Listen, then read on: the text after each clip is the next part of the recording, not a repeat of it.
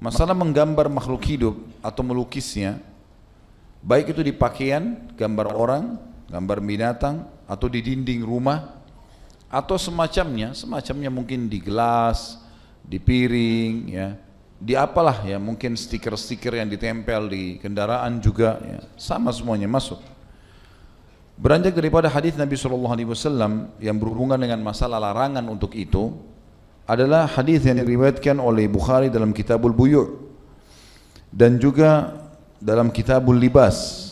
Nomor hadisnya kurang lebih hadis 2225 dan 5963, dan Imam Muslim dalam Kitabul Libas nomor 2110.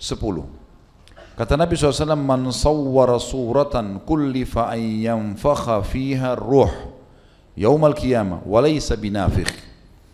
Barang siapa yang menggambar satu gambar makhluk hidup, maka dia akan dibebankan untuk meniupkan ruh padanya pada hari kiamat. Artinya didatangkan nanti patung itu atau didatangkan ukiran-ukiran itu dan disuruh kasih ruh, dan tentu dia tidak bisa. Dalam riwayat yang dikatakan dia tidak akan bisa memberikan ruh. Lalu Allah memberikan ruh, gitu kan.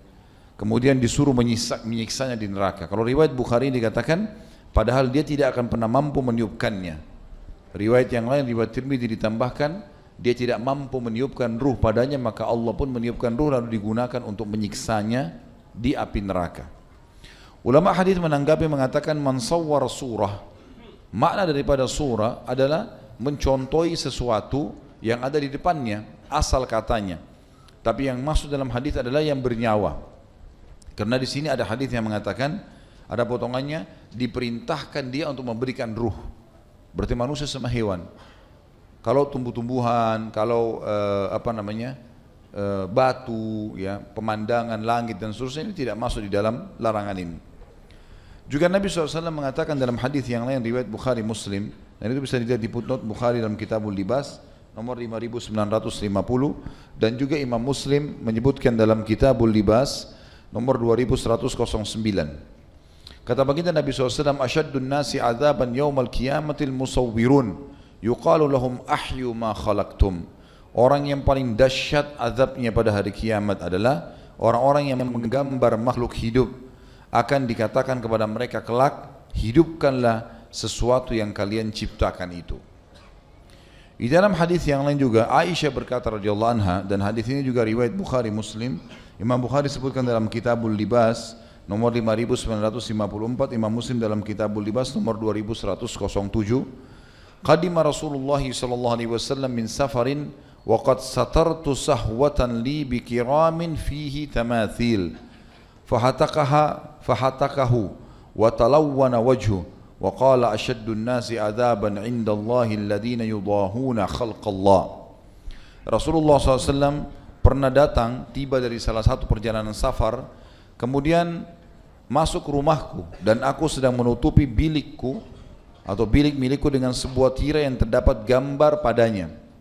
Sebagian ulama mengatakan ada gambar makhluk hidup, hewan-hewan ataupun gambar manusia pada beliau, maka beliau menariknya tadi tirai itu dan berubah warna wajah beliau karena tidak suka, dan beliau pun sallallahu alaihi wasallam bersabda, orang yang paling dahsyat azabnya pada hari kiamat di sisi Allah adalah orang-orang yang menandingi ciptaan Allah.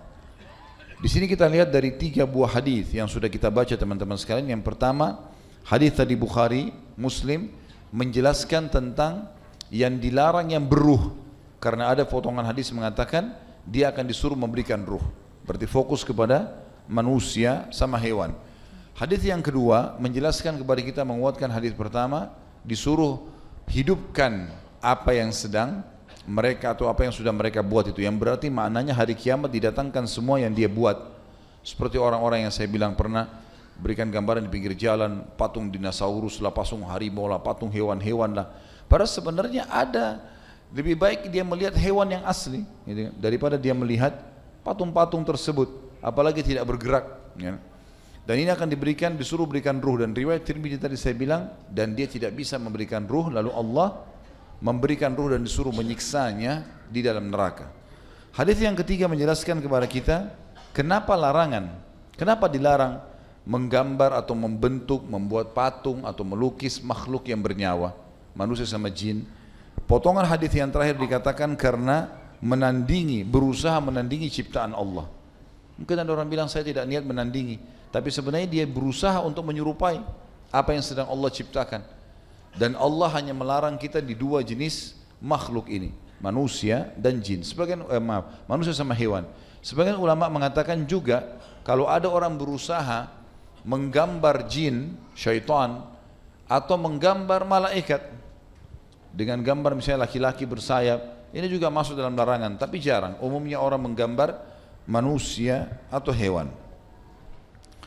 Dikatakan di sini, kemudian dalam As-Sunan dengan isnad yang baik disebutkan riwayat Tirmidzi dan disahihkan oleh beliau dalam kitab Sifatu Jahannam nomor 2577.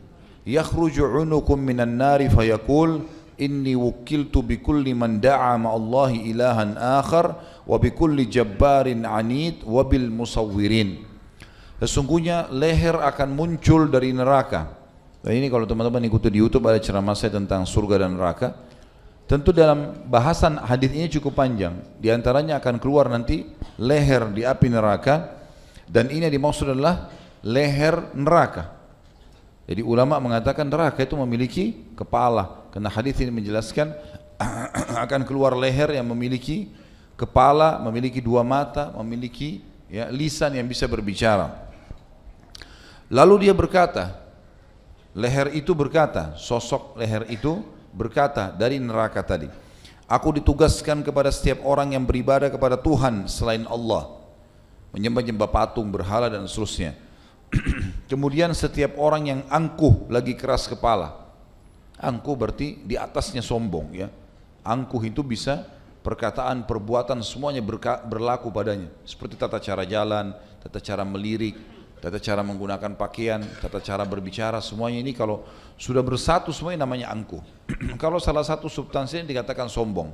Misal orang cuma kelihatan dari tutur katanya, mungkin pakaiannya biasa, makanya masih dikatakan sombong, tapi angkuh di atasnya.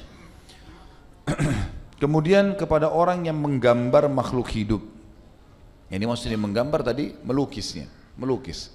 Jadi kalau teman-teman pelukis, dia alihkan kepada hal-hal yang dibolehkan dalam agama, tumbuh-tumbuhan dan seterusnya. Tapi tetap saran saya, lebih baik kita mengambil, kalau sekarang alhamdulillah ada gambar ya, ada alat kamera, bisa difoto, bisa disorting, sorting malah lebih bergerak, lebih baik dengan teknologi sekarang, maka dia hindari kalau melukisnya ya. Kemudian sabda Nabi SAW di dalam hadis Bukhari Muslim juga, dalam Kitabul Libas, Bukhari meriwayatkan nomor 4951 dan Muslim Kitabul Libas nomor 2018. Kata Nabi SAW, innal ladhina yasna'una hadhihi as-suwara yu'adzabuna yawmal qiyamah yuqalu lahum ahyu ma khalaqtum. Sesungguhnya orang-orang yang membuat gambar atau makhluk hidup ini akan diazab pada hari kiamat.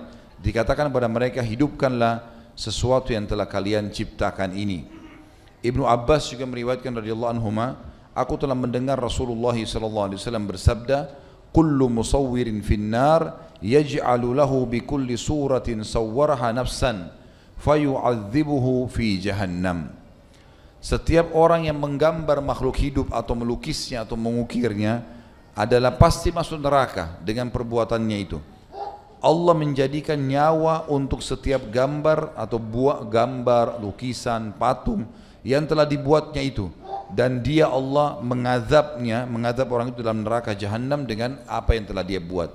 Jadi kalau orang buat patung sampai 1000 patung, 2000 patung, mungkin sudah selama dia bekerja 20 tahun, itu luar biasa itu. Semua akan diberikan ruh hari kiamat dan menyiksa dia. Lalu bagaimana dengan orang yang sudah taubat? Kalau taubat berbeda. Kalau taubat berbeda. Kalau dia sudah taubat, insya Allah taubat nasuha masuk kepada hadis Nabi SAW, at-taubat tajubu ma qablaha. Taubat akan membersihkan semua kesalahan yang lalu-lalu. Jadi tidak ada masalah kalau dia sudah taubat. Lalu bagaimana dia membersihkan? Ini kata ulama mirip dengan orang yang pernah menyebarkan sesuatu yang haram. Kalau dia mampu, misal dia pernah sebarkan tulisan, dia pernah sebarkan gambar, foto dan seterusnya, tapi haram. Maka ini caranya adalah selain dia taubat nasuha, dia berusaha menarik itu. Atau mungkin ada cuplikan-cuplikan dia yang memang berbau yang tidak baik, kemudian diangkat di medsos misalnya. Itu kalau dia mau taubat, dia usahakan tarik semua itu semampunya. Kalau insya Allah dia sudah tarik, dia sempurnakan taubatnya. Kalau dia hanya taubat nasuha tanpa menarik semua itu, kemungkinan masih ada hisab, kemungkinan masih ada, kecuali dia tidak mampu, barulah kemudian dia lepas dari hisabnya. Jadi ancaman ini hanya bagi orang yang tidak sempat taubat, tidak sempat taubat. Tinggal teman-teman sekalian berhubungan dengan masalah apa bedanya antara lukisan dengan foto. Lukisan adalah sesuatu yang diukir memang, yang dibuat, yang diukir, itu lukisan. Kalau foto itu seperti ciplakan, seperti orang melihat, seperti orang melihat dirinya di kaca. Jadi bukan ciplakan, seperti memang sesuatu yang nyata, itu saja. Ya. Maka beda di sini. Dan Syekh Utsaimin rahimahullah membedakan, dan beliau mengatakan tidak ada masalah dengan foto, tapi yang jadi masalah adalah lukisan secara langsung. Seperti ada orang sengaja pajang di rumahnya misalnya, yang dia pajang itu lukisan wajahnya. Ini semua untuk apa? Tidak ada gunanya. Lebih baik dia foto pribadi kalaupun darurat, dan juga tetap sama. Ada hukum lain, tidak boleh dipajang. Tidak boleh dipajang. Kalau patung sudah jelas-jelas haram patungnya sendiri, pajangnya pun ada dosa sendiri. Makanya Nabi SAW mengatakan rumah yang ada patungnya atau lukisannya atau gambarnya yang dipasang di dindingnya dan yang ada anjingnya tidak akan dimasuki oleh malaikat. Tidak akan dimasuki oleh malaikat. Foto pun ulama mengatakan hal-hal darurat, paspor, KTP, apalah SIM, sesuatu yang diperlukan, atau mungkin memang foto pribadi untuk visa kalau mau keluar negeri, atau mungkin dia mau simpan sebuah foto yang menurut dia penting untuk dia simpan, mungkin foto dia suami istri. Ini masih ada yang membolehkan asal tidak terjadi pelanggaran agama, seperti dia pajang misalnya di profilnya, atau akhirnya dipajang di media, di medsos secara umum, atau dia berbagi sama teman-temannya foto istrinya yang terlihat auratnya atau foto suaminya. Ini semua haram, hal yang diharamkan, tidak boleh sama sekali. Walaupun pendapat ulama ada yang mutlak mengharamkan kalau bukan darurat. Kalau bukan kena paspor, kalau bukan kena KTP, ijazah, maka mereka tidak membuka pintu itu. Tapi Allahu alam, saya pribadi cenderung dengan pendapat Syekh Utsaimin rahimahullah tentang masalah bolehnya seseorang ya berfoto, tapi fotonya ini dalam hal-hal yang tidak melanggar agama. Kemudian disebutkan juga dalam hadis, dalam pasal kita terakhir ini atau bab kita terakhir adalah hadis Bukhari Muslim. Imam Bukhari meriwayatkan dalam Kitabul Libas nomor 5953 dan Imam Muslim dalam Kitabul Libas juga nomor 2111. Nabi SAW bersabda, yaqulullahu azza wa jal, wa man adlamu mimman dhahaba yakhluqu khalqan ka khalqi fa yakhluqu habbah aw li yakhluqu sya'ira aw li yakhluqu dharrah. Sebelum saya baca terjemahannya, ini hadis yang paling tegas kenapa diharamkan membentuk tadi manusia dan hewan. Karena Allah tidak ingin disaingi di situ. Sama dengan sombong, sifat sombong. Pernah kalau nggak salah kita bahas masalah sombong itu. Ini jelas-jelas Allah Subhanahu wa taala mengharamkan sombong karena dia mengatakan dalam hadis qudsi, Nabi SAW bersabda, Allah berfirman, sombong adalah pakaianku dan kebesaran ya adalah bagian sombong adalah pakaian bagian atasku dan keangkuhan ya atau maaf kebesaran adalah pakaian bagian bawahku. Maka siapa yang maksudnya ini adalah masuk dalam zatnya Allah SWT, sifatnya Allah. Maka siapa yang menyaingiku pada keduanya, aku akan lemparkan dia ke dalam api neraka. Kuasa Allah. Allah sebagai penyayang tidak ingin disaingi, gitu kan. Sama halnya dengan masalah ini. Dan tidak ada ruginya kalau kita tidak membuat patung, melukis, mengukir. Kita lebih baik pakai yang bermanfaat, ya.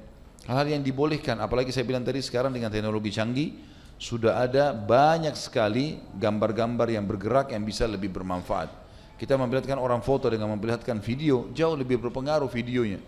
Maka lebih kita alihkan dan tidak perlu kita mengambil atau tidak perlu repot-repot lagi melukis-lukis sehingga akhirnya menjadi hal-hal yang diharamkan dalam agama. Terlebih lagi kalau dilukis ini tidak jelas apa itu. Kadang-kadang orang melukis manusia dan ada orang di situ, kadang-kadang tidak. Kepalanya dibesarkan, badannya dikecilkan, tangannya dibesarkan, kaki dikecilkan, dan macam-macam dibuat, gitu kan. Ditambah dengan tulisan-tulisan yang tidak benar. Ini semua teman-teman sekalian diharamkan dalam agama, tidak dibolehkan. Terjemahannya Allah Subhanahu wa taala berfirman, hadis dari Bukhari Muslim, dan siapakah yang lebih zalim? Zalim artinya orang-orang yang melanggar agama, itu namanya zalim. daripada orang yang membuat makhluk seperti makhlukku. Jika mereka mampu, hendaklah mereka menciptakan biji-bijian, atau hendaklah mereka menciptakan gandum, atau hendaklah mereka menciptakan semut yang kecil. Dan kata Imam Az-Zahabi rahimahullah, dan terdapat riwayat sahih bahwasanya Nabi SAW melaknat orang yang menggambar makhluk hidup. Melaknat artinya mendoakan agar berkah hidupnya diangkat.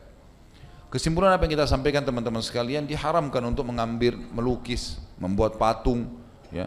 Dan kata-kata seni harus bisa dialihkan kepada seni yang dibolehkan. Karena kita sudah pernah bilang, Islam harus ditradisikan, dijadikan sebagai kebiasaan, dijadikan sebagai budaya, dijadikan sebagai seni, bukan dibalik. Seperti kita lihat misalnya masa-masa kejayaan Islam, Khilafah Umayyah, Khilafah Abbasiyah, Uthmaniyah, kita lihat peninggalan-peninggalan mereka, kalaupun dikatakan seni, ya seni seperti pembuatan dinding-dinding, ukiran-ukiran. Kita lihat peninggalan misalnya Istana Hamra, atau mungkin masjid-masjid besar yang masih ada sampai sekarang. Peninggalannya adalah ukiran, itu seninya, ukiran-ukirannya, tulisan kaligrafinya yang memang dinukil satu sama yang lain, gitu kan. Keterampilan membuat pakaian, ya itu semua dianggap bagian daripada keterampilan dan seni. Tapi kalau kita masuk mengatakan, oh ini seni, bahkan sampai kadang-kadang diletakkan orang yang manusia yang tidak menggunakan pakaian untuk digambar. Ini semua adalah perbuatan haram, melukisnya sudah haram, kemudian ditambah lagi orang itu tidak tutup aurat, ini semua adalah jelas-jelas diharamkan dalam agama Islam. Allahu a'lam.